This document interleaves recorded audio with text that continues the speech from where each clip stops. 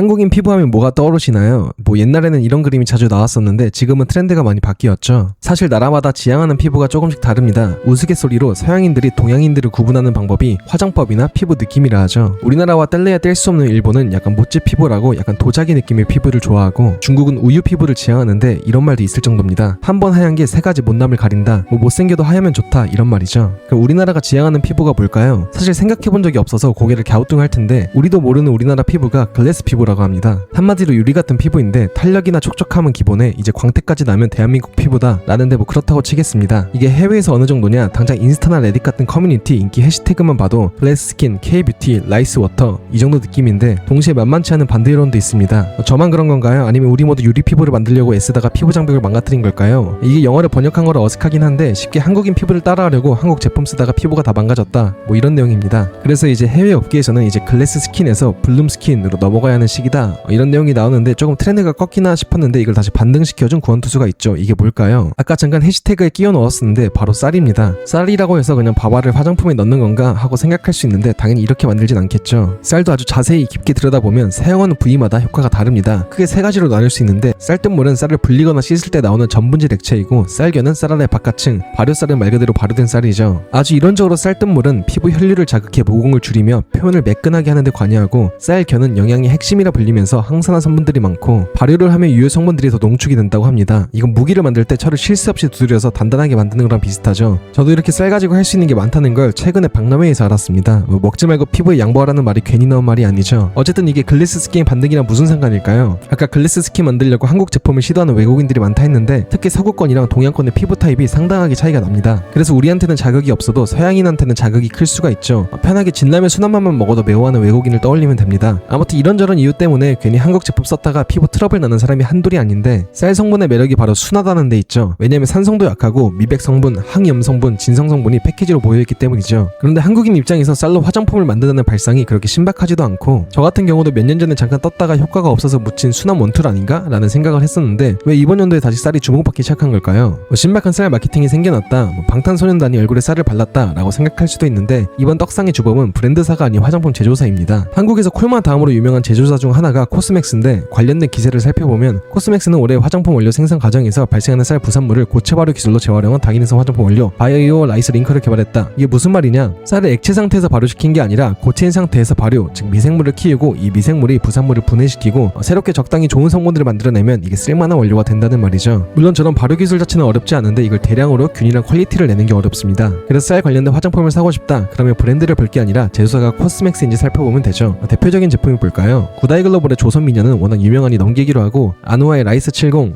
글로 밀키 토너, 아임프롬의 라이스 토너, 스킨푸드의 라이스 마스크 워시오프, 더 페이스샵의 라이스 워터 브라이트, 이 정도가 있는데 내가 못 들어본 제품이 많을 겁니다. 사실 해외에서 잘 나가는 브랜드 제품이랑 한국에서 잘 나가는 브랜드 제품이 생각보다 갭 차이가 나죠. 난생 처음 들어보는 브랜드가 해외에서는 월에 1억, 2억 매출을 내는 경우도 정말 많습니다. 대략적으로 보면 알겠지만 쌀 관련 화장품은 짜고 치는 고스톱 마냥 죄다 토너 혹은 선크림 혹은 클렌징용입니다. 왜 그런지 유추를 해보면 앰플이나 세럼으로 쓰기에는 다른 활성 성분에 비해 효과가 떨어지고, 그렇다고 크림으로 쓰기엔 보습 효과는 거리가 멀고 적당히 항염, 진정, 미백이 되니 토너나 클렌징에 들어가게 되는 겁니다. 뭔가 탁월한 효과를 보려고 토너나 클렌징을 사는 사람은 없죠. 그래서 이걸 살까 말까 고민이 된다면 저는 사는 걸 추천드립니다. 물론 토너는 마케팅으로 명성을 얻어서 버리는 게 맞지 않냐, 이걸로 제대로 닦이기는 하겠냐 하고 반박이 수도 없이 들어올 텐데, 화장품을 꼭 특정 효과만 보려고 쓰지는 않죠. 개인적으로는 욕먹는 여론과는 다르게 나름 나쁘지 않았습니다. 묵탁한 맑은 뭐 이런 느낌이 났는데, 몇만 원의 쌀로 세수한다고 생각하면 그렇게 미치는 장사는 아니죠. 여러분은 어떻게 생각하시나요? 다음에 또 새로운 소식으로 돌아올 테니 도움이 되셨다면 구독과 좋아요